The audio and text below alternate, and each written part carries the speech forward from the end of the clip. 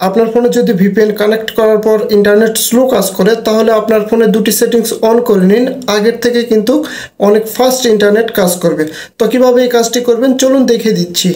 ওকে, শুরুতে চলে আসবেন আপনার ফোনের গুগল ক্রোম ব্রাউজারে। গুগল ক্রোম ব্রাউজারে আসার পর এখানে সার্চ করবেন ক্রোম, তারপরে ক্লোন দিবেন, তারপরে দুটা স্ল্যাশ দিবেন, তারপরে লিখবেন ফ্ল্যাগ। এটা লিখে সার্চ করে দিবেন।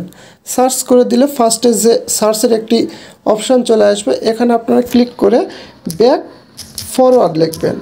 ব্যাক ফরওয়ার্ড লিখলে ফার্স্টে একটি লিঙ্ক চলে আসবে। এখানে দেখুন ডিফল্ট দেওয়া আছে, ডিফল্ট আপনারা ক্লিক করে দিবেন। ক্লিক করে দেওয়ার পর এখান থেকে এনাবল করে দিবেন। তারপরে আপনারা আপনার ফোনের সেটিংসে চলে আসবেন। সেটিংসে আসার পর এখান থেকে সার্চ করবেন ভারবস লেখে।